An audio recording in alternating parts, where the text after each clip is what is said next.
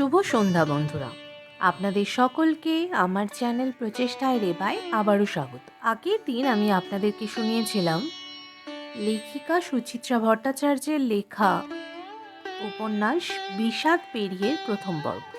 আজকে আপনাদের জন্য নিয়ে এসেছি গল্পের দ্বিতীয় পর্ব। আসুন তাহলে শুরু করা যাক আমার আজকের নিবেদন বিষাদ পেরিয়ের দ্বিতীয় অংশ।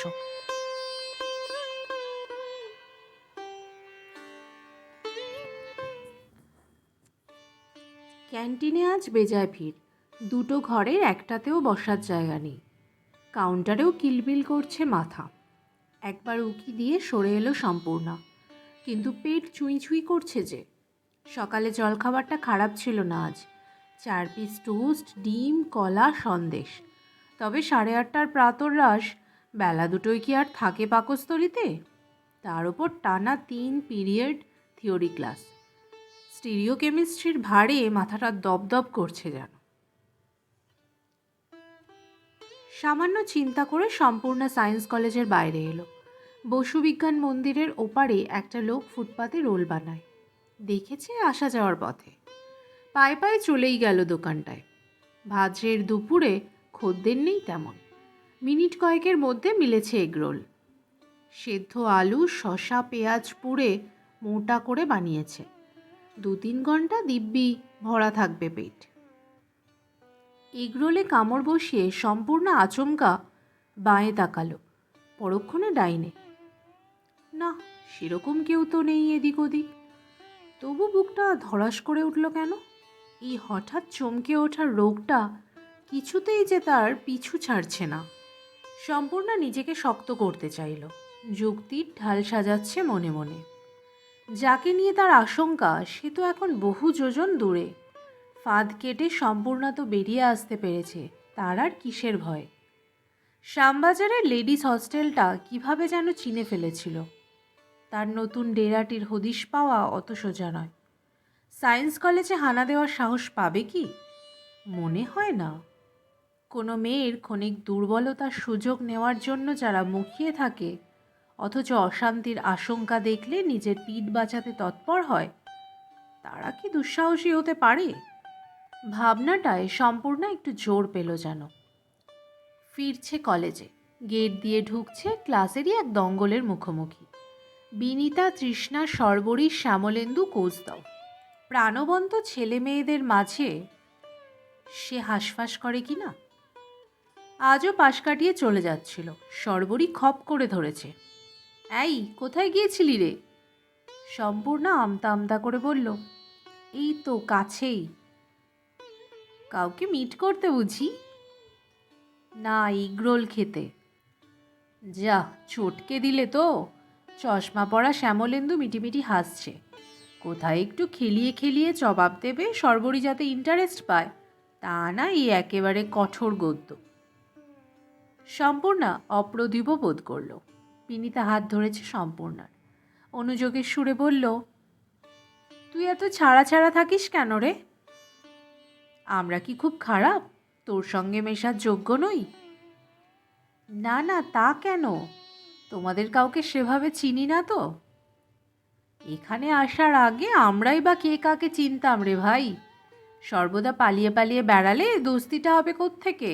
কোনোদিনই সম্পূর্ণা খুব উচ্ছল প্রকৃতির নয়, তা বলে এতটা গুটানো স্বভাবেরও তো সে ছিল না। বর্ধমান টাউনে কোয়েট কলেজে পড়েছে। সহপাঠী সহপাঠিনীদের অনেকের সঙ্গে তার মোটামুটি ঘনিষ্ঠতা ছিল। পৃথা, কাজল, শিল্পীদের বাড়িতেও সে গেছে কতবার। এই শহরটা এসে কেন যে সে নিজেকে খোলের মধ্যে পুরে নিল? কারোর সঙ্গে সহজ বন্ধুত্ব করতে কোথায় যে তার বাধে, তা একমাত্র সম্পূর্ণাই জানে। অতীতটা যদি তার প্রকাশিত হয়, শিকার পড়ে যাবে না? এই বিনিতা সর্বরীরাই হয়তো তখন তর্জনী উঠিয়ে দূরে সরিয়ে দেবে সম্পূর্ণাকে। তার চেয়ে কাছে না ঘেঁষাই শ্রেয়। ঠোঁটে অবশ্য জোর করে একটা হাসি টানল সম্পূর্ণা। বলল, এটা তোমাদের ভুল ধারণা। এই তো গল্প করছি না। কথার বেশ প্যাঁচ জানিস তো। কৌস্তব চোখ নাচালো। চল তাহলে বন্ধুত্বটা সেলিব্রেট করি। সম্পূর্ণা চোখ পিটপিট করল। কিভাবে? সকলকে একটা করে চপ খাইয়ে দে। ঈষৎ ফাপড়ে পড়ল সম্পূর্ণা। বিনিতারা 7 জন এবং সে নিজে, মানে মোট 8। ভেজিটেবল চপ অধিকাংশ সময়ই পাওয়া যায় না। ডিম, মাছ, মাটন কিছু একটা নিতে হবে, অর্থাৎ কম বেশি 50 টাকার ধাক্কা। এরপরে চায়ের ফরমাশও হবে নিঘাত। সর্বনাশ, আজকের মোট খরচ প্রায় 100 গিয়ে দাঁড়াবে যে। মাসে 1,500 টাকা তার হাত খরচ। এভাবে পয়সা ওড়ানো কি তার সাজে? বাবা যে টাকাটা তার পিছনে খরচ করছে সেটাই তো প্রায় সাধ্যের অতীত। চাষবাসের সুবাদে তারা মোটামুটি সম্পন্ন ঘর বটে, কিন্তু বাড়িতে নগদ অর্থ কী বা আছে? তাকে কলকাতায় রেখে এমএসসি পড়াতে হয়তো বা ধারধর করতে হচ্ছে বাবাকে। বর্ধমানে পড়লে বাবার অবশ্যই সাশ্রয় হতো, কিন্তু নিজের দোষে সম্পূর্ণ এমন একটা জট পাকিয়ে ফেলল, আর তো ওই শহরে নিয়মিত যাতায়াত সম্ভব নয়। অন্তত বাবা মা তো আর যেতেই দেবে না। ভাগ্যিস রেজাল্টটা ভালো হয়েছিল, নইলে পড়াশোনাতেও ইতি টানতে হতো। অবশ্য ইউনিভার্সিটিতে এসে একটা প্রতিষ্ঠানে স্কলারশিপের আবেদন করেছে। যদি ওটা মিলে যায় তবে খানিকটা অন্তত মুক্তি দিতে পারবে বাবাকে। তবে সেও তো নভেম্বর ডিসেম্বরের আগে নয়। এই কমাস তাকে টিপে টিপে চালাতেই হবে। বিনিতা ঠেলছে। কী রে, চপের কথায় ধ্যানস্থ হয়ে গেলি যে? সম্পূর্ণা নড়ে উঠল। চট করে সব প্রতিভতা আনল গলায়। না তো, ভাবছিলাম ফিজিক্যালের ক্লাসটা না শুরু হয়ে যায়। টিবিএস এন্ট্রপি শুরু করবেন তো? ও হ্যাঁ, তাও তো বটে। শ্যামলেন্দু মোবাইলে টাইম দেখল। লেটে ক্লাসে ঢুকলে টিবিএস বহুত খ্যাচ খ্যাচ করে। চল তাহলে। বিনিতা সম্পূর্ণার পিঠে হাত রাখল। চপটা কিন্তু ডিউ রইল, কাল খাইয়ে দিস, নইলে ওটা কিন্তু মোগলাই হয়ে যাবে। সহপাঠীদের সঙ্গে এগোচ্ছিল সম্পূর্ণ। ঝোলা ব্যাগে মোবাইল বাজছে। বের করে স্ক্রিনে চোখ রাখল। এক অচেনা নাম্বার। পর মুহূর্তেই শির দাঁড়াবে হিমস্রোত। উহু, এ তো ভীষণভাবে চেনা, ভয়ঙ্করভাবে চেনা। ঝট করে সম্পূর্ণ কলটা কেটে দিল। তৃষা আলগাভাবে জিজ্ঞেস করল, কে রে? সম্পূর্ণার মুখ ফসকে বেরিয়ে গেল, কি জানি। তাহলে ধরলি না যে বড়? অচেনা অজানা নাম্বার আমি ধরি না। কেন রে? কেউ হয়তো ভাব করতে চাইছে।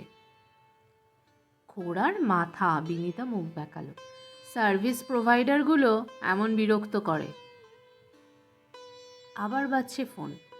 হৃদকম্প গোপন রেখে সম্পূর্ণা ফের তাকালো খুদে পর্দায়। হ্যাঁ, আবার সে। কি শুরু করলো?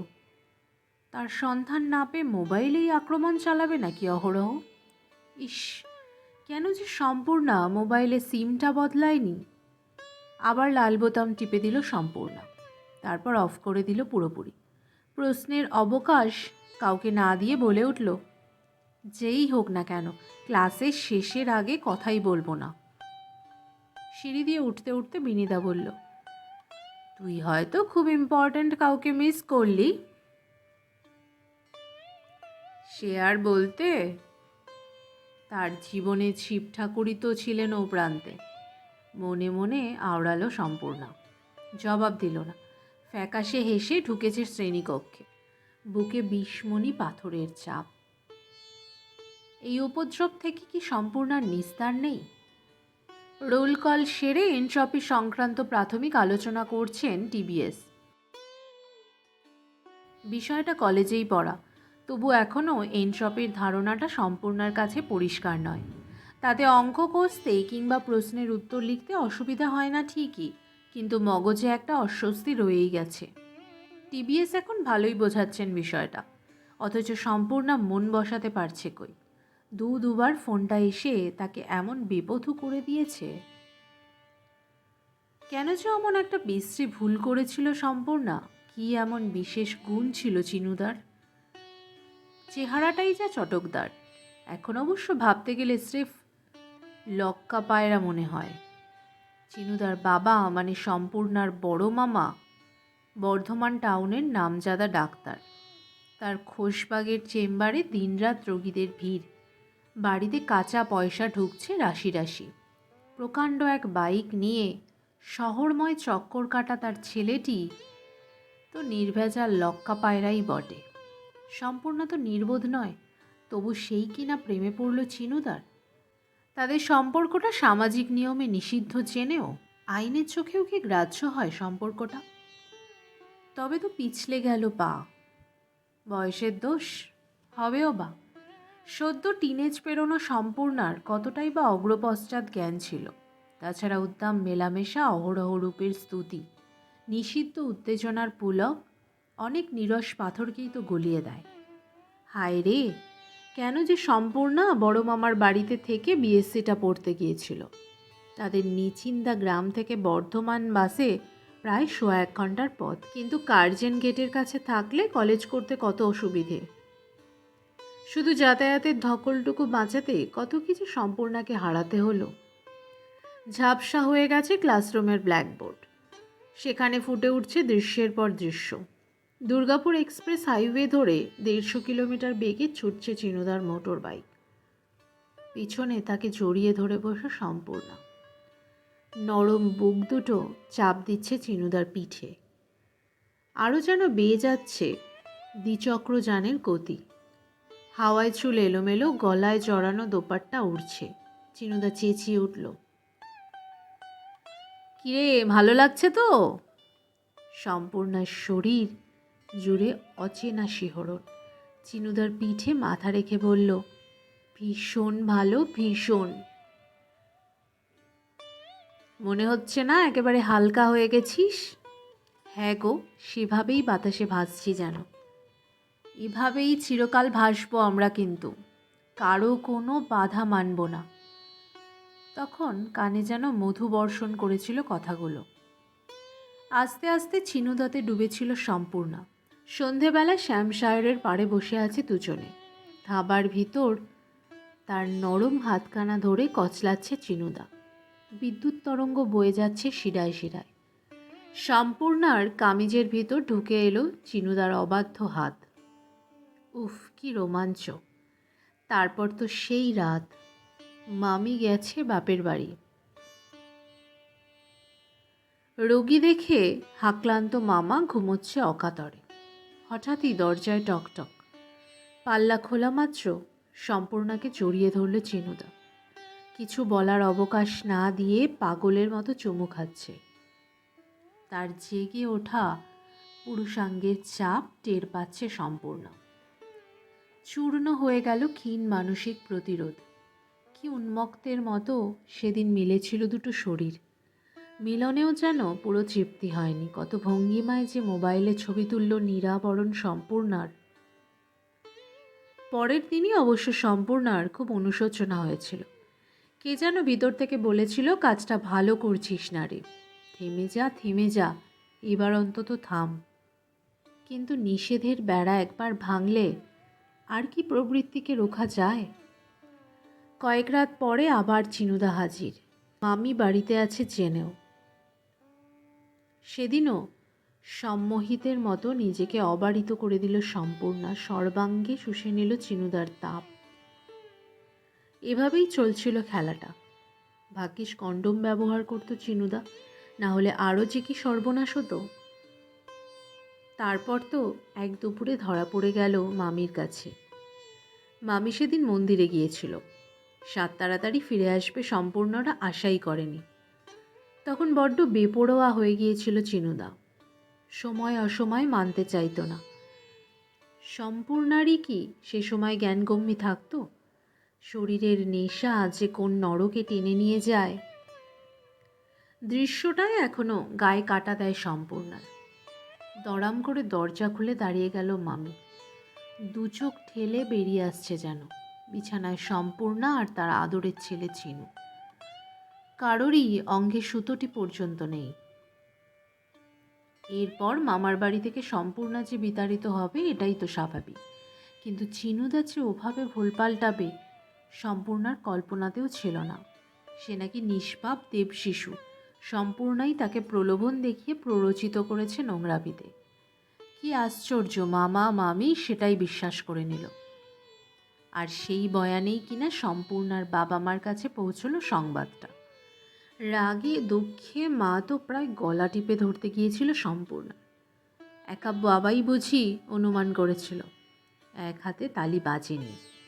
বড় শালকের ছেলেটির স্বভাব চরিত্র মোটামুটি জানা ছিল যে তার মেয়ে ভুল করতে পারে, কিন্তু অকর্মা ছেলেটিকে লুব্ধ করবে এই গল্পটি হজম করতে পারেনি বাবা। মা তখন জেদ ধরেছিল, মেয়ের আর পড়ে কাজ নেই, তাড়াতাড়ি বিয়ে দিয়ে দাও। সেই প্রস্তাবও বাবা নাকচ করে দিয়েছিল এক কথায়। তার মেধাবী মেয়েটি লেখাপড়া শিখে অনেক উঁচুতে উঠবে, একথা বুঝে অন্তর থেকে বিশ্বাস করে বাবা। আর করে বলেই না ছেদ টানতে দেয়নি সম্পূর্ণার পড়াশোনায়। সম্পূর্ণাও বাবার মুখ রেখেছে, ক্ষণিকের দুর্বলতা ভুলে দুঃস্বপ্ন ঝেড়ে ফেলে দুর্দান্ত ফল করেছে বিএসসিতে। অন্য বিশ্ববিদ্যালয়ের ছাত্রী হয়েও কলকাতায় এমএসসি পড়ার সুযোগ পেল। এ কি খুব সহজ ব্যাপার? কিন্তু চিনুদার জ্বালায় পড়াশোনা শেষ করাটাই যেন দুঃসাধ্য হয়ে উঠছে। ক্লাস শেষ হয়ে গেছে অনেকক্ষণ, চলে গেছেন টিবিএস। কৃষ্ণা আর বিনিতা দরজার কাছে গিয়ে কলকল করছে। সেখান থেকেই বিনিতা জিজ্ঞেস করল, কী রে, টিবিএসের ঘোর এখনও কাটেনি মনে হচ্ছে? সম্পূর্ণা অপ্রস্তুতভাবে বলল, না না, উঠছি তো। তুই এখন সল্টলেকে থাকিস তাই না, সেক্টর 1-এ? সম্পূর্ণ বিস্মিত হলো। সে যে বর্ধমানের মেয়ে, এ তার সহপাঠীদের অজানা থাকার কথা নয়। সেমিস্টার শুরু হওয়ার দিনই এসআর ম্যাডাম প্রত্যেককে দাঁড় করিয়ে করিয়ে কলেজের নাম জিজ্ঞাসা করেছিলেন, কিন্তু তার ঠিকানা তো। একদিন অবশ্য কথায় কথায় বৈশাখী নামের মেয়েটিকে বলেছিল। শ্যামবাজার থেকে সে এখন চলে এসেছে অন্যত্র। সকলের কাছে পৌঁছে গিয়েছে সমাচারটি, অর্থাৎ কেউ জানলেই এভাবে তার অতীতও তো রাষ্ট্র হতে পারে ক্লাসময়। অসহজ ভাবটা লুকিয়ে সম্পূর্ণা বলল, হ্যাঁ, এক বাড়িতে পিজি আছি। আজকের মতো ক্লাসের পাঠ তো চুকলো, এবার নিশ্চয়ই বেরোবি। একবার ডিপার্টমেন্টাল লাইব্রেরিতে যাব ভাবছি, স্টিরিও কেমিস্ট্রির একটা ভালো বই যদি পাওয়া যায়। চান্স কম, স্যাররাই নাকি সব নিয়ে রাখেন, তবু গিয়ে দেখতে পারিস। আমরা তাহলে কাটি রে। তোমরা চপ খাবে না? সম্পূর্ণা জিজ্ঞেস করল। এখন যদি চাও। শ্যামলেন্দুরা তো হাওয়া হয়ে গেল, কাল হবে খন। হাত নেড়ে চলে গেল বিনিতারা। ক্লাসরুম থেকে বেরিয়ে সম্পূর্ণ প্রশস্ত করিডোরটায় এলো। পায়ে পায়ে এগোচ্ছে বিভাগীয় গ্রন্থাগারের দিকে। এই প্রাচীন বাড়িতে হেঁটে চলে বেড়াতে কি যে এক মধুর অনুভূতি জাগে তার। আচার্য প্রফুল্লচন্দ্র, সত্যেন বোসের মতো মানুষরা এখানেই গবেষণা করছেন। কত নতুন নতুন কাজে মেতেছেন অসীমা চট্টোপাধ্যায়। সেখানে আজ ছাত্রী হয়ে আসতে পারে সম্পূর্ণা। এই কি তার কম সৌভাগ্য? ভবিষ্যতে অজৈব রসায়ন নিয়ে গবেষণার ইচ্ছে আছে সম্পূর্ণার। সেই পথে এক ধাপ হলেও এগিয়েছে তো। এতেই সমস্ত দুঃস্বপ্ন অনেকটা ফিকে হয়ে যায় না নাকি? লাইব্রেরিতে কিছুক্ষণ বইপত্র ঘাটল সম্পূর্ণা। আলগা আলগা উল্টালো কয়েকটা জার্নাল। তারপর মোটামুটি একটা পছন্দসই বই নিয়ে বেরিয়ে এলো বিশ্ববিদ্যালয় চত্বর থেকে। দাঁড়িয়ে আছে বাসের প্রতীক্ষায়। হঠাৎ হঠাৎ তাকাচ্ছে এদিক ওদিক, অভ্যেস মতো। উল্টোডাঙার বাস আসতেই উঠে পড়ল ঝটপট। হালকা ভিড়, মানুষজন সবই অচেনা, তবু তাতেই স্বস্তি যেন। উল্টোডাঙার মোড়ে নেমেই সম্পূর্ণ অটো পেয়ে গেল। দুপাশে দুই মধ্যবয়সী সহযাত্রী, মধ্যিখানে সে। ডান দিকে হৃষ্টপুষ্ট লোকটা যেন একটু বেশি চাপছে সম্পূর্ণাকে। মেয়েদের দেহ ছোঁয়ার বাসনা, নাকি সম্পূর্ণার মনের ভুল? কেন যে অচেনা পুরুষ মাত্রই এক বিপজ্জনক প্রাণী মনে হয় আজকাল? সে ক্রমশ মনোরোগী হয়ে পড়ছে না তো?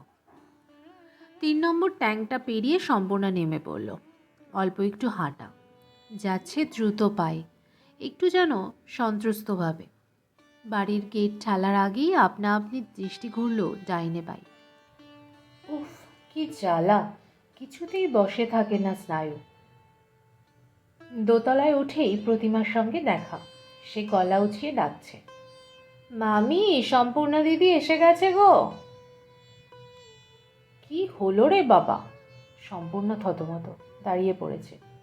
করবী শোয়ার ঘর থেকে বেরিয়ে এলো, একটু ব্যগ্র স্বরে বলল, এই মেয়ে, তোমার মোবাইলটা বন্ধ রেখেছো কেন? তোমার বাবা তোমাকে রিং করে করে পাচ্ছেন না, শেষমেশ আমাকেই কল করেছিলেন। দুপুরের পর থেকে সম্পূর্ণ ইচ্ছে করেই আর মোবাইল খোলেনি। পারতপক্ষে বন্ধই রাখবে এখন থেকে, যতদিন না নতুন সিম কার্ড হয়। স্বভাবসিদ্ধ নিচু গলায় সম্পূর্ণা বলল, পরপর ক্লাস ছিল তো খুলতে ভুলে গেছি। ও, এক পা এগোলো করবি। তোমার বাবা জানতে চাইছিলেন তোমাদের পুজোর ছুটি কবে পড়বে। সে তো দেরি আছে, মহালয়ারও কয়েকদিন পর। উনি বোধহয় তোমার জন্য খুব উতলা হয়ে পড়েছেন। মেয়েকে ছেড়ে থাকা অভ্যেস নেই তো। কত কথা হলো তোমায় নিয়ে, মেয়ের ব্যাপারে দেখি বাবার খুব চিন্তা। সম্পূর্ণ অস্ফুট স্বরে বলল, বাবা একটু বেশিই ভাবে।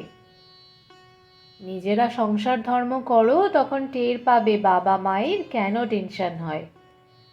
করবীর স্বর লঘু। যাও রেস্ট নাও, মনে করে ফোনটা কিন্তু করো। হ্যাঁ মাসিমা। স্লথ পায়ে ঘরে এলো সম্পূর্ণ। রূপসাজ আগে আগেই ফিরেছে। বিছানায় উপুড় হয়ে ল্যাপটপে মগ্ন, ঘাড় না ঘুরিয়ে বলল, হাই। হ্যালো রূপসা দিদি।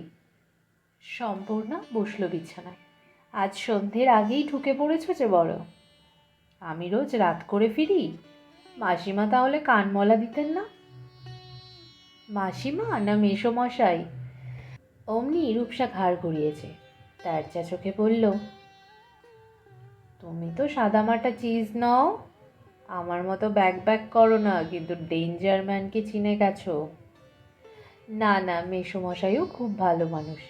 সম্পূর্ণা তাড়াতাড়ি বলে উঠল, মাঝে মাঝে একটু টেম্পার লুজ করেন এই যা। এটা খুবই ন্যাচারাল, বিশেষ করে পুরুষদের ক্ষেত্রে। ল্যাপটপ ছেড়ে বাবু হয়ে বসল রূপসা। এই বয়সে পৌঁছে পুরুষরা বোধহয় একটু বেশি ইনসিকিউরিটিতে ভোগে। মৃত্যু ভয় নয়, কিন্তু সারাটা জীবন বউয়ের ঘাড়ে চেপে কাটায় তো। সেই মহিলাটি যদি পুটুস করে পৃথিবী থেকে কাট মারে, ভেবেই ভিতরে ভিতরে নার্ভাস হয়ে পড়ে। তারই প্রতিফলন এই খিটখিটে মেজাজ। তর্ক করার অভ্যেস নেই সম্পূর্ণার, তবু বলল, একেবারে জেনারেলাইজ করাটা বোধহয় ঠিক নয় রূপসাদি। কোনো তত্ত্ব খাড়া করার কোনো মানে হয় না। মেসোমশাইকে তো আমরা আগে দেখিনি, বরাবরই হয়তো উনি একটু মেজাজি।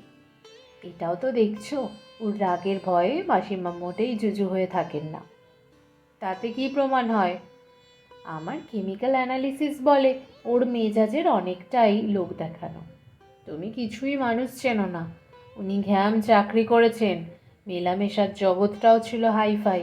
এখন তো আর সেসব নেই, তাই এক ধরনের জ্বালাও এদের মধ্যে কাজ করে। রূপসার কথা পুরোপুরি মানতে পারল না সম্পূর্ণ, তবে আর বাদানুবাদে গেল না।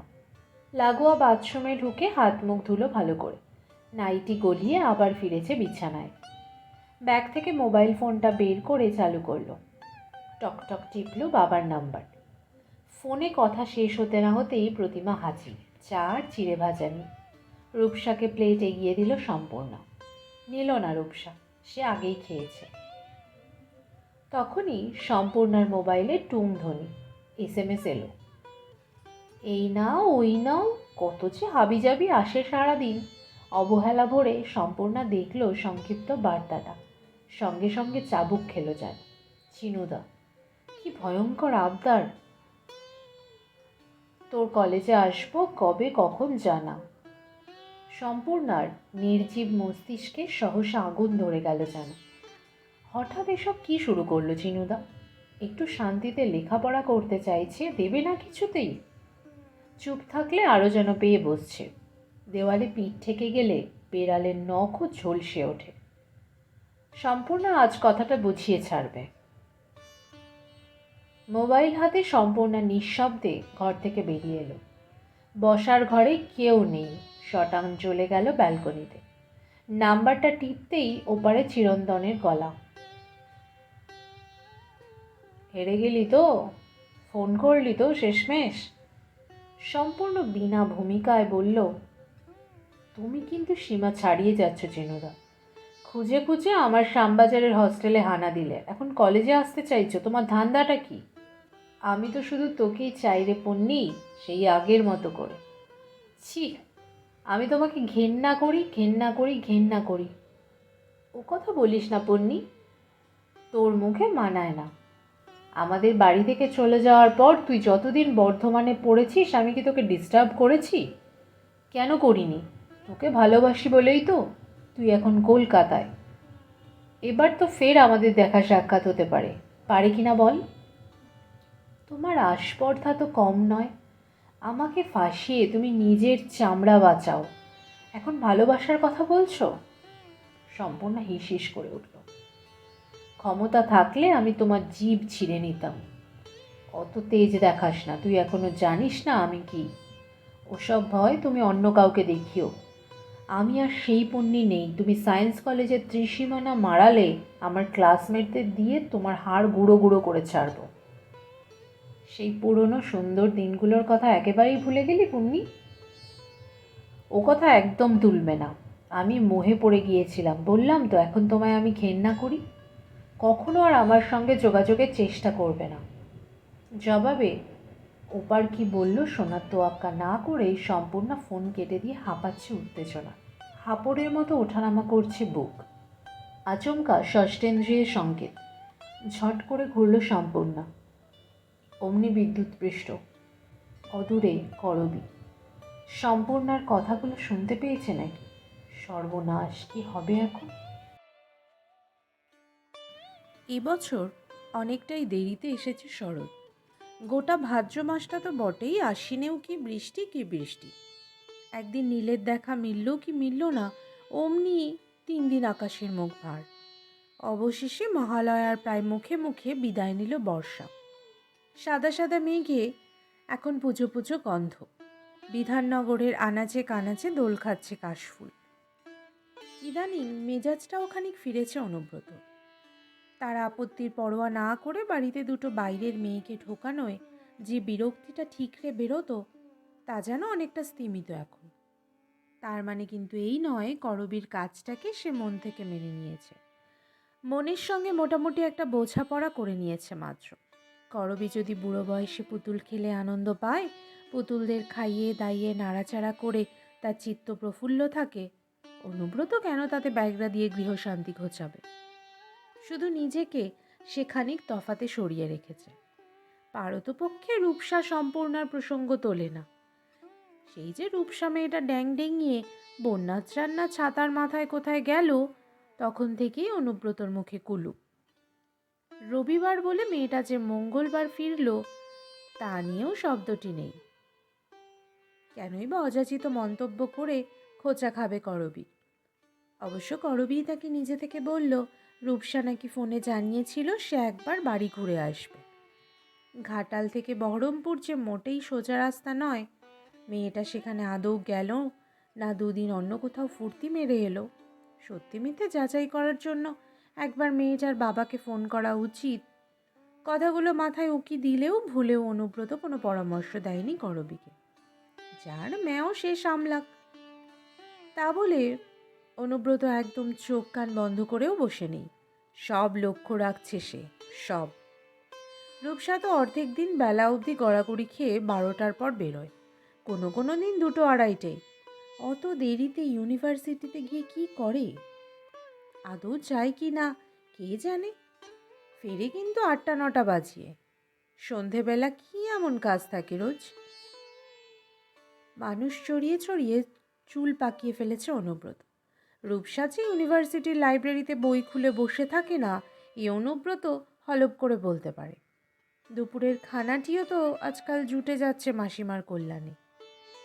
করবী যদিও বলে সে নাকি আলাদা করে মিল চার্জ দেয়। অনুব্রতকে শোনানোর জন্য বলে হয়তো, আদৌ সে দেয় কি না ঘোর সন্দেহ। সম্পূর্ণা মেয়েটির অবশ্য বেচালপনা কম, পড়ুয়াটাই, অনেকটা ছোটুর মতো। পড়াশোনার বাইরে আর কিছুতে মাথা কামায় বলে তো মনে হয় না। তবে সেও তো একদিন চমকে দিয়েছিল অনুব্রতকে। ইদানিং প্রস্টেটের সমস্যা হচ্ছে, রাতে 1-2বার বাথরুমে যেতে হয়। সেদিন খুব তেষ্টা পাচ্ছিল, বাথরুম ঘুরে ফ্রিজ থেকে ঠান্ডা জল খেতে গিয়েছিল অনুব্রত। হঠাৎ মনে হলো কে যেন দাঁড়িয়ে ব্যালকনিতে। পা টিপে টিপে বসার ঘরে গিয়ে দেখে সত্যিই তাই, রেলিং ধরে ঝুঁকে থাকা প্রাণীটি সম্পূর্ণই বটে। টেরই পায়নি অনুব্রতর উপস্থিতি, এতই বেহুশ। রাত 3টের সময় ওই বয়সের একটা মেয়ে ওভাবে দাঁড়িয়ে থাকা তো আদৌ সুলক্ষণ নয়। একমাত্র প্রেমে হাবুডুবু খেলেই বুঝি এটা সম্ভব। বায়ু চড়ে যায় কি না? কথাটা পরদিন করবীকে জানিয়েছিল অনুব্রত। বলবো না করেও তা করবী তেমন আমলই দিল না, বরং হালকাভাবে ভাসিয়ে দিল অনুব্রতর নাকি ওসব নিয়ে মাথা না ঘামালেই ভালো। এরপর তো অনুব্রতর উদাসীন হয়ে থাকাটাই সঙ্গত নয় কি? শুধু খাও দাও, ঘরের ডিউটি করো, ঘুমো। আজও দুপুরে ঘুমোচ্ছিল অনুব্রত। সূক্ষ্ম নিদ্রাটি ভাঙল প্রতিমার ডাকে। মামা, আপনার চা। অনুব্রত সাইড টেবিল থেকে চশমাটা নিয়ে চোখে পড়ল।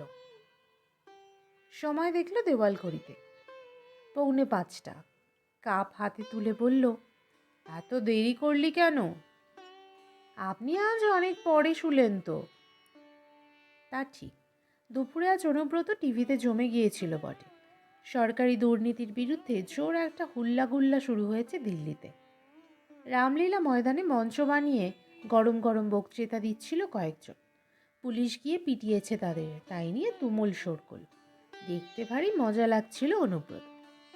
যে দেশে রাজা থেকে ভিখিরি সকলে গলা অবধি দুর্নীতির পাকে ডুবে, সেখানেই আন্দোলন খেলাই তো সেরা বিনোদন।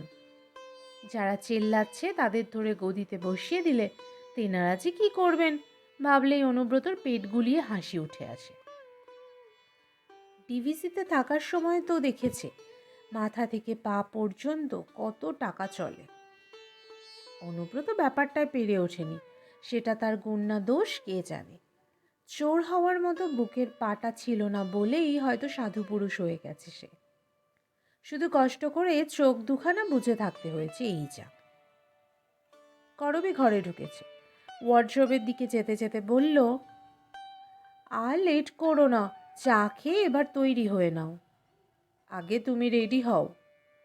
চুল তো বেঁধেই নিয়েছি, আর তো শুধু শাড়ি পরা। করবী পাতলা হাসল। সময় তো তোমারই লাগবে, পুজোর আগে শ্বশুর বাড়িতে দিতে থুতে যাচ্ছ, জামাই মানুষ, একটু সাজুগুজু না করলে চলে? অনুব্রত ঠোঁট পাকালো। হ্যাঁ, নতুন জামাই বলে কথা, আমাদের বিয়ের 50 পূর্তির যেন আর কত বাকি। আমারও তো হিসেব নেই, শুধু মনে আছে পাক্কা 3 বছর পর রাজা হয়েছিল। সেই রাজার এখন 39 পেরিয়ে 40। তুমি তো প্রতিমার মতো করে বলছো গো, সেই যে বছর ক্যানিংয়ে বড় ঝড়টা হলো। বলতে বলতে হেসে ফেলল অনুব্রত, একটু জানো দুর্মনস্কও সহসা। কি তীব্র গতিতে যে কেটে গেল জীবনটা। এই তো সেদিন চাকরিতে ঢুকলো, চন্দ্রপুরায় জয়েন করে ফ্যাল চোখে পেল্লাই ব্রয়লারগুলো দেখছিল। তারপর একদিন বাবা খবর দিল, তোমার জন্য মেয়ে পছন্দ করা হয়েছে, এসে দেখে যাও। পাত্রী দেখতে যায়নি অনুব্রত, স্টুডিওয় তোলা করবীর ফটোগ্রাফটি অবলোকন করে সম্মতি জানিয়েছিল বিয়েতে। তাদের হরতুকি বাগানের ভাড়া বাড়ি থেকে করবীদের শ্যামপুকুর কতটাই বা পথ। বিয়ের দিন ওইটুকু যেতেই অনুব্রত ঘেমে নেই একসা। ইঞ্জিনিয়ারিং কলেজের এক সহপাঠী ছিল গাড়িতে, স্বদেশ। পিঠে চাপড় মেরে সে অবিরাম সাহস জোগাচ্ছিল অনুব্রতকে। তাও তারপর বরণ, শঙ্খধ্বনি, মেয়েদের উলু, 7 পাকে ঘোড়া, বাসর ঘর, সব কেমন যেন ঘোরের মতো। বাসরে গান গেয়েছিল করবী, চাঁদের হাসি বাঁধ ভেঙেছে। মাঝে এতগুলো বছর কেমন হুশ করে কেটে গেল সময়টা। অনুব্রত বিড়বিড় করে বলল, ভাবা যায় না। করবী ঠিক শুনতে পেয়েছে, জিজ্ঞেস করল, কি ভাবা যায় না? কিছু না। সাইড টেবিলে কাপ ডিশ রেখে অনুব্রত খাট থেকে নামল। শাড়ি বের করে পরছে করবী। তাকে দেখতে দেখতে বলল, তুমি আজকাল আর গান গাও না? হঠাৎ এ কথা? না, না, এমনি মনে হলো, এককালে তুমি বেশ গাইতে তো। সে তো আমি ভালো নাচতেও পারতাম, বিয়ের আগে মহাজাতি সদনে নৃত্যনাট্য করেছি। তুমি তো খবরের কাগজের কাটিংও দেখেছ। তা বলে এখনো কি তাতা থই থই করতে বসবো? গুণগুলো কিন্তু তোমার এক্সপ্লোর করা উচিত ছিল। ঢং করো না। 2 ছেলে সামলাতেই জীবন চলে গেল। কিভাবে রাজা ছোটু বড় হলো তুমি তো টেরই পেলে না। উদয়াস্ত ওদের পিছনে সময় ব্যয় করতে গিয়ে নাচ গানের শখ কোথায় যে পালিয়ে গেছে। কথাটার বুঝি একটা সূক্ষ্ম খোঁচা আছে। অনুব্রতকে লক্ষ্য করে করবী সর্বদাই প্রতিপন্ন করতে চায় রাজা ছোটুর জন্য ও একাই শুধু প্রাণপাত করেছে। অনুব্রতরও যে তাতে একটা বড়সড় ভূমিকা ছিল ভুলে যায় করবী। হয়তো করবীর মতো ততটা সঙ্গ দিতে পারেনি ছেলেদের, নিত্যদিনের প্রয়োজনে ততটা লাগায়নি, তবু অনুব্রতও তো করেছে তার সাধ্যমতো। চন্দ্রপুরা থেকে দুর্গাপুরে এলো, তারপর হঠাৎ বদলি হয়ে যায় মেজিয়ায়। পাছে ছেলেদের লেখাপড়ার ক্ষতি হয়। করবী আর রাজা ছোটুকে হর্তকি বাগানের বাড়িতে রেখে একা মেজিয়ায় গিয়ে থাকেনি সে। 1-2 মাস নয়, টানা 5-5টা বছর। সংসারী মানুষের একা থাকার অসুবিধেগুলো সে তখন মানিয়ে নিয়েছিল তো। কেন? ভবিষ্যতে কোনো একদিন তারা সকলে মিলে একত্রে একটা নিটোল সংসারে বাস করবে, এমন একটা স্বপ্ন চোখে ছিল বলেই না। স্বপ্নটা কি হলো আদৌ? তবু কেন যে করবী নিজেকে একা দুঃখী ভেবে হাহুতাশ করে? অনুব্রত অবশ্য ওসব প্রসঙ্গে গেল না। হালকা মেজাজে বলল, আবার শুরু করে দাও। নাচতে হয়তো পারবে না, গানই সই। খেপেছ? গলা দিয়ে এখন যা সুর বেরোবে, কাক চিল না পালায়। করবী হাসছে। আজে বাজে কথা রাখো তো। দিন ক্রমশ ছোট হচ্ছে, শ্যামপুকুর পৌঁছতে সন্ধে হয়ে যাবে। অগত্যা গা ঝাড়া দিতেই হলো। প্যান্ট শার্টই সে বেশি স্বচ্ছন্দ, তবে আজ পাজামা পাঞ্জাবি পরল অনুব্রত। গাড়ির চাবি নিয়ে নামলো নিচে, গ্যারেজ খুলল। পুরনো ঢাউস গাড়িখানা বেচে বছর 7 হলো একটা ছোট সিডান কিনেছে। Tax, electric bill, bank tank ছাড়া এদিক ওদিক যেতে হলে নিজেই গাড়িটা নিয়ে বেরোয়। তেল সার্ভিস এখনো ভালোই, অবশ্য যত্ন আত্তি করতে হয় নিয়মিত। গাড়ি রাস্তায় বের করে ফেদার ডাস্টার দিয়ে ধুলো ঝাড়ছিল অনুব্রত। করবী নামল। হাতে খানতিনেক প্লাস্টিকের প্যাকেট। সাজের ফিনিশিং টাচটা বেশ ভালোই দিয়েছে করবী। কপালে একখানা চাকা টিপে ভারী ভরভরন্ত দেখাচ্ছে মুখখানা। করবীকে পাশে বসিয়ে অনুব্রত স্টার্ট দিল গাড়ি। মোড়টাও বেরোয়নি। করবী বলে উঠল, এ বাবা, একটা ভুল হয়ে গেল তো। কিছু ফেলে এসেছো বুঝি? না না, মেয়ে দুটো যদি এখন আসে প্রতিমা কি জলখাবার দেবে? টেনশন করছো কেন? প্রতিমা যথেষ্ট ওস্তাদ, ঠিক ম্যানেজ করে নেবে। তবু রূপসা কাল সকালে বহরমপুর যাবে। তাই কি আজ বাড়তি খাতির? দেবীপক্ষের চতুর্থী স্পেশাল? মনে এলেও বাক্য দুটো গিলে নিল অনুব্রত। জিজ্ঞেস করল, আর তোমার ছোট কন্যাটি কবে পুজোর ছুটিতে যাচ্ছে? পরশু, ষষ্ঠীর সকালে সম্পূর্ণর বাবা নিতে আসবে। জানো তো ওদের ছুটি এখন খুব কম। লক্ষ্মী পুজোর পরই দুজনের ইউনিভার্সিটি খুলে যাবে, অর্থাৎ 3 দশকের বিরতি। তারপরই বাড়ি ফের সরগরম। এই কটা দিন বাড়ি কিন্তু খুব ফাঁকা ফাঁকা লাগবে। বড্ড বেশি মায়া বাড়িয়ে ফেলছো করবী। চেক করো, চেক করো। মায়ার বাঁধনে আটকে পড়া ঠিক নয়, ছিঁড়তে বড্ড কষ্ট হয়। স্বগতোক্তির মতো বলল করবী, কিন্তু কথাটা যেন ছড়িয়ে গেল বাতাসে। একটু যেন গুমোট হয়ে গেল গাড়ির অন্দর। মুখে আর শব্দটি নেই স্বামী। অনুব্রত গাড়ি চালাচ্ছে নীরবে। পথঘাটে যত্রতত্র প্যান্ডেল, ঠাকুর দেখার ভিড় নিয়ন্ত্রণ করতে বাঁশ বাঁধা হয়েছে ফুটপাতে। আলোর রোশনাইয়ে ঝলমল করছে শহর। আজই কত লোক, যেন শুরু হয়ে গেছে পুজো। ট্রাফিক জ্যামে আটকেছে গাড়ি, আর নড়ছেই না। অনুব্রত বিরক্তি মুখে বলল, এখন রাস্তায় বেরোনোর কোনো মানে হয়? একবারে বিজয়ার পর গেলে পারতে, 1 ঢিলে 2 পাখি মেরে আসা যেত।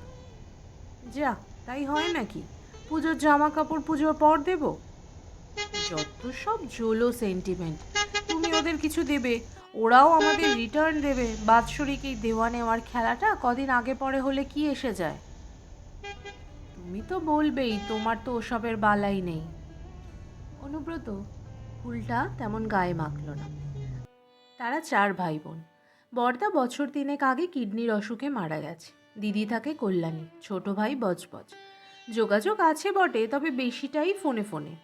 বাবা মা চলে যাওয়ার পর থেকে সুতোগুলো যেন অনেক ঢিলে হয়ে গেছে। ভাই বোনদের মধ্যে দেওয়া থোয়ার চলও আর নেই। বাতের ব্যথায় প্রায় পঙ্গু দিদি, তবু ডাকে ভাই ফোটায়। যাওয়া হয় না প্রতি বছর, তবে গেলে বড় খুশি হয়। তখন নিয়ম রক্ষের মতো কিছু একটা হাতে করে নিয়ে যায়। পৃথিবীতে সবাই যার যার তার তার।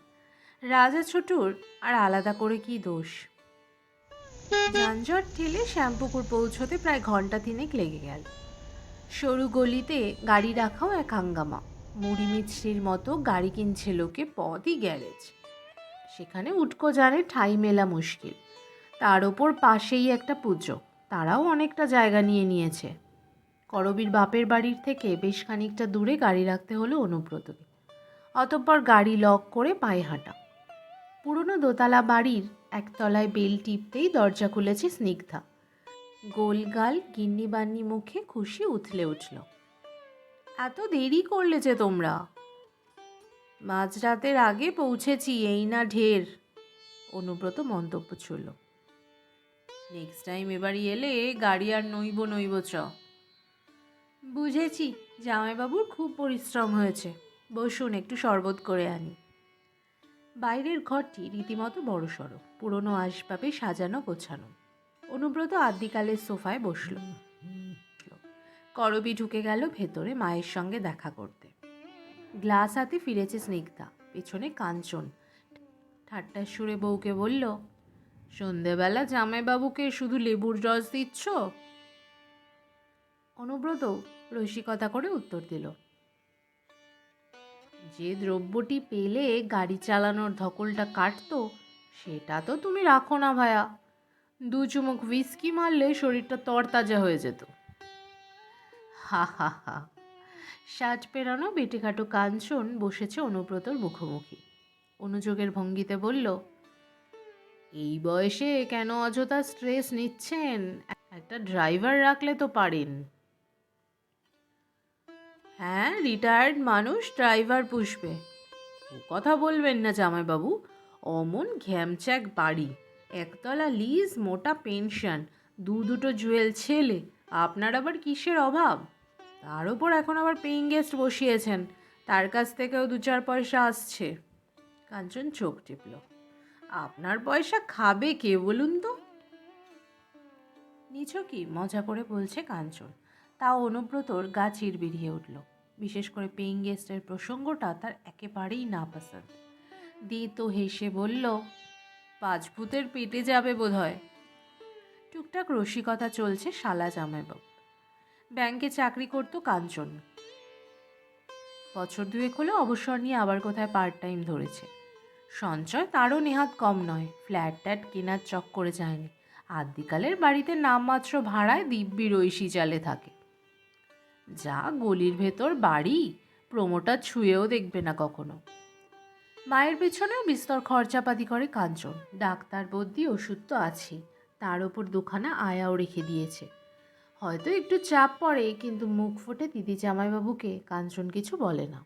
মায়ের খরচ ভাগ করার কথা করবী বলেছে বার কয়েক, কাঞ্চন এড়িয়ে গেছে। সম্ভবত ভাগের মা শব্দবন্ধনীটিতে তার আস্থা নেই, কিংবা শব্দটিকেই সে ভয় পায়। শেফালি আসছে ঘরে। তার হাত একদিক থেকে ধরে আছে আয়া, অন্যদিকে করবী। নড়বড়ে পায়ে ঘরের মাঝখানে দাঁড়ালো। ঘোলাটে চোখ নিরীক্ষণ করছে অনুব্রতকে। কাঁপা কাঁপা গলায় জিজ্ঞেস করল, তুমি ভালো আছো তো? মুখে জবাব দিয়ে লাভ নেই, শুনতে পাবে না। অনুব্রত বড় করে ঘাড় হেলালো। আমিও ভালো আছি, রুমু আমায় কমপ্লান কিনে দিয়ে গেছে। অনুব্রত চেঁচিয়ে বলল, খুব ভালো, রোজ 2 বেলা করে খান, শরীরে জোর পাবেন। ঝুমুও দিয়ে যায়, কেক, চকলেট, ক্রিম বিস্কুট। শুনছো তো নাতনিদের প্রশংসা? স্নিগ্ধা গর্বিত গলায় করবীকে বলল। আর আমি যে ভাই সারাদিন ওর হ্যাপা সামলাই, সে কথা মা কখনো বলেন না। তুমি তো করোই, করবী হেসে বলল।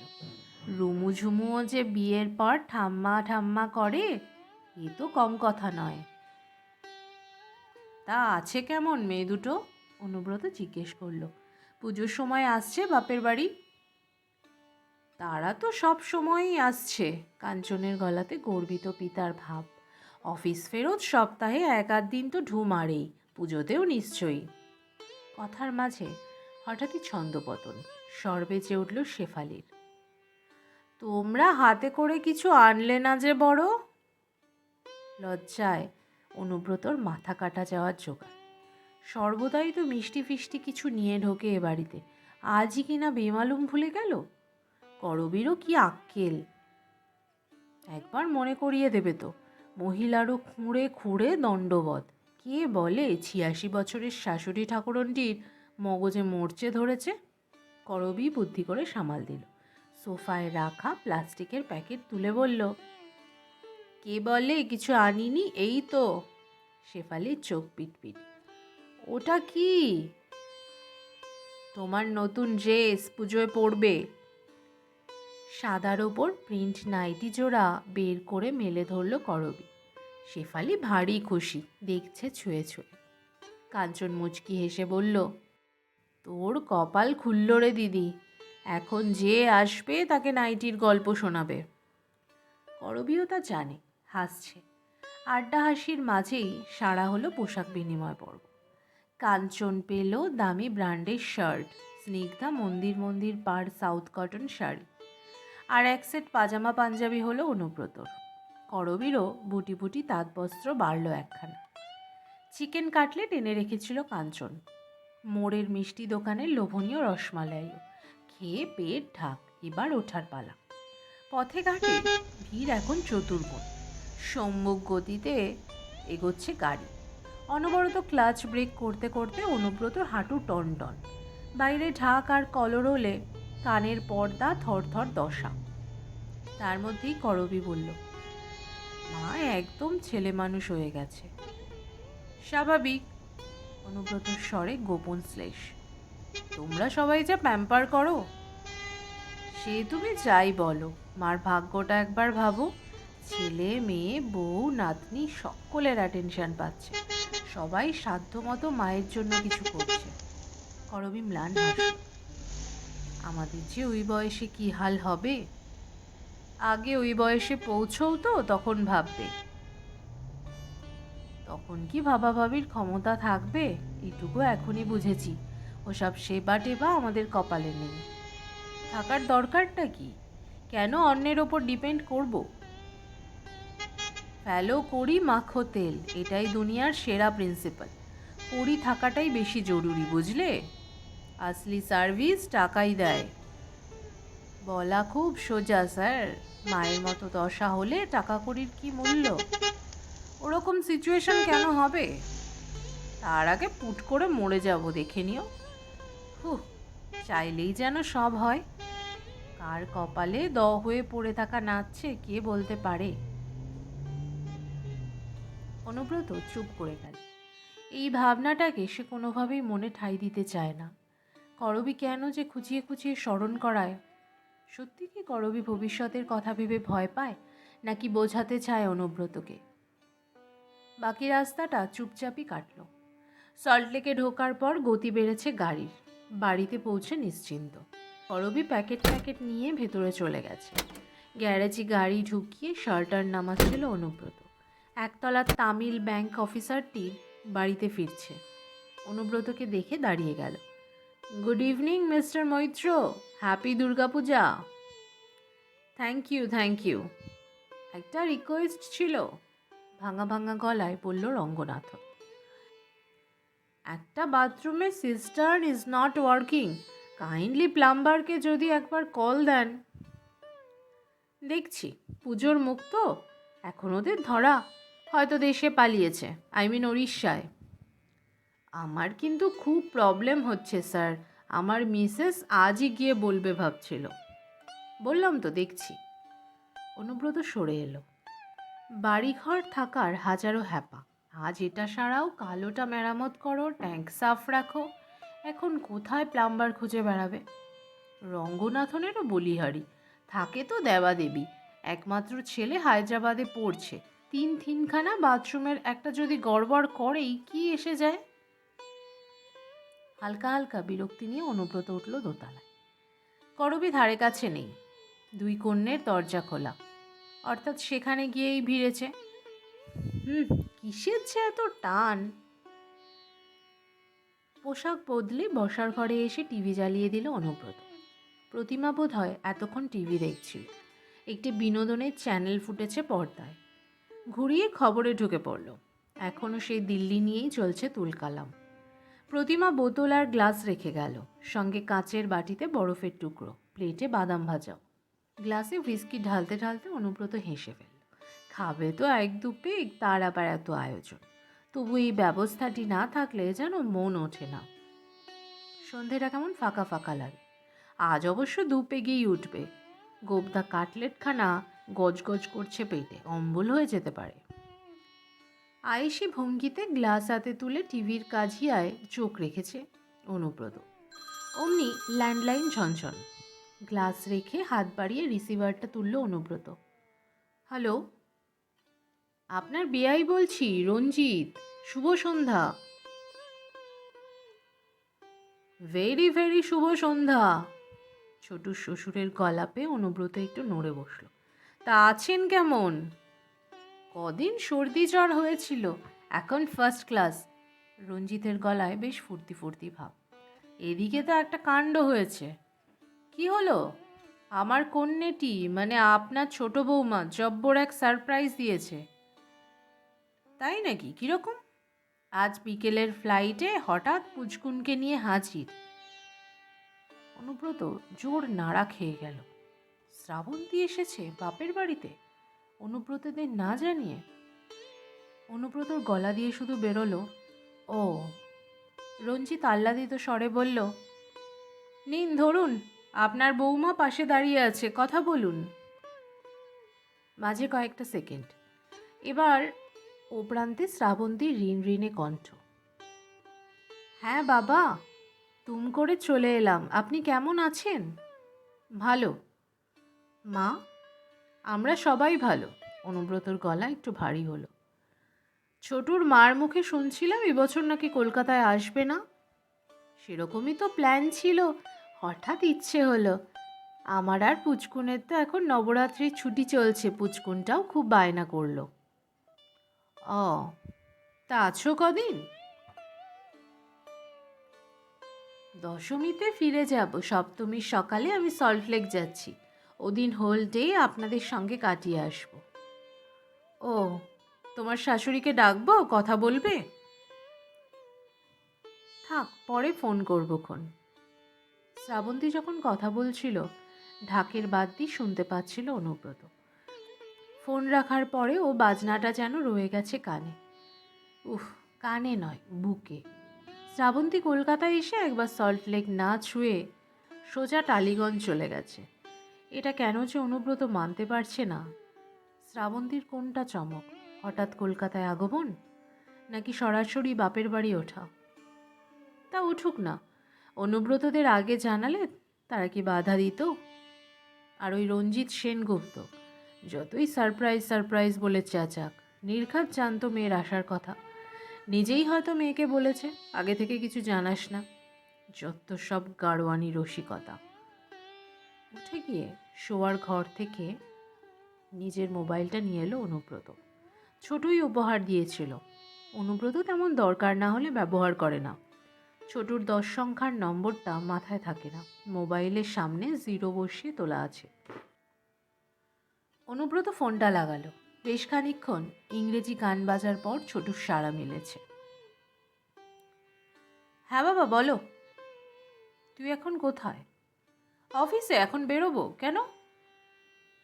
এসব ফাজলামির কোনো মানে হয়? কেন, কি হলো?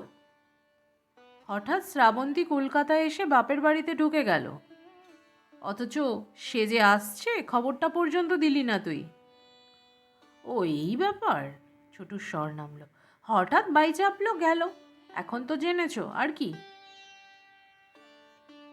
তা বলে এখানে নাই আহা, একবার বাপের বাড়িতে উঠতে পারে না? ওখানে কি বড় একটা পুজো হয় বলো তো? পুচকুন তো ওই লোভেই গেছে। একটু থেমে থেকে ছোট বলল, তাছাড়া সল্টলেকের বাড়িতে এখন স্পেসও তো কম। মানে? ওরা দুজন এলে জায়গায় কুলোবে না? তা নয়, একটু যেন অসহিষ্ণু শোনালে ছোটুর গলা। এটা শ্রাবন্তীর ডিসিশন, আমি কি করব? অর্থাৎ এই সিদ্ধান্তটাকে তুই পরোক্ষ সাপোর্ট করছিস? তোর বাবা মার খারাপ লাগতে পারে জেনেও। কাম অন বাবা, আমার সাপোর্ট করা না করায় কার কি এসে যায়? আমার খারাপ না লাগারই বা কে তোয়াক্কা করে? মানে? ছাড়ো, বলতে ভাল লাগছে না। তবু শুনি। দেখো বাবা, যার যার ডিসিশন তার তার। শ্রাবন্তীর বাপের বাড়ি গিয়ে উঠতে ইচ্ছে হয়েছে, উঠেছে। আমার ভালো লাগুক না লাগুক, হু অ্যাম আই টু অবজেক্ট? ছোটুর স্বর নিরুত্তাপ। যেমন ধরো তুমি আমাকে বা দাদাকে কিছু না জানিয়ে হুট করে একতলাটা লিজ দিয়ে দিলে। দাদা কি বলবে জানি না, কিন্তু আমার খারাপ লেগেছে। কিন্তু হু অ্যাম আই টু অবজেক্ট? কিংবা ধরো বাড়িতে আমার ঘরে পেইং গেস্ট বসিয়ে তারপর আমাকে খবর দিলে। তোমরা আমার সম্মতির অপেক্ষা করেছো? করনি। ঠিক কাজই করেছো। আমার ভালো লাগুক না লাগুক, আমি তো সত্যি বাধা দেওয়ার কেউ নই। পেইং গেস্ট আমি বসাইনি ছোটু, ওটা তোর মায়ের শখ। ছাড়ো, সব বুঝি, তোমার গজগজানি আমি শুনেছি। কিন্তু বুকে হাত দিয়ে বলো তো, যদি আদৌ তোমার কনসেন্ট না থাকতো, আমার ঘরে মা ঢোকাতে পারতো দুটো উটকো মেয়েকে? তা নয় রে, আসলে আমি তখন ভাবলাম তোর মা যখন চাইছে, মার সঙ্গী মতো হবে। কেন নিজেকে ডিফেন্ড করছো বাবা? আমি তো তোমাদের কাউকে অ্যাকিউজ করিনি। তবে এটাও আমাকে মানতে হবে, আমাদের অনেক সিদ্ধান্ত তোমাদের পছন্দ হবে না, যেমন তোমাদের অনেক সিদ্ধান্ত আমাদের পছন্দ হয় না। We will lead our life as we prefer. তোমরাও তোমাদের মতো করে নিজেদের জীবন কাটাও। মাথায় যেন কেউ ঢাউস মারছিল অনুব্রত। কেটে দিল ফোনটা, বসে আছে নিথর। করবি ঢুকেছে ঘরে, চোখ কুচকে বলল, কি ব্যাপার, গ্লাস সাজিয়ে চুপ করে বসে আছো যে বড়? অনুব্রত জবাব দিল না। করবি সন্দিগ্ধ মুখে তাকালো। কি হলো, শরীর খারাপ লাগছে? না, ভাবছিলাম পুজোর সময় কোথাও একটা ঘুরে আসি। কোথায় যাবে? দীঘা, পুরী? কোথাও জায়গা মিলবে না? কল্যাণীতে যাই চলো, দিদির বাড়ি। সপ্তমীর দিন ভোর ভোর বেরিয়ে পড়ি। হঠাৎ এমন ইচ্ছে? শ্রাবন্তী পুচকুনকে নিয়ে এখন কলকাতায়, বাপের বাড়ি। সপ্তমীর দিন দর্শন দিতে আসবে। করবি ফ্যাল ফ্যাল তাকিয়ে, কিছু যেন তার বোধগম্য হচ্ছে না। অনুব্রত তেতো হাসল। বুঝলে না তো, ছোটু আমায় আজ ভালো শিক্ষা দিয়েছে। ওদের জীবন ওদের জীবন, আমাদের জীবন আমাদের জীবন। বেড়ে চলেছে, তাই না? অনুব্রতর হাতে হাত ছোঁয়ালো করবি। ঠোঁট কামড়ে কান্না চাপছিল অনুব্রত।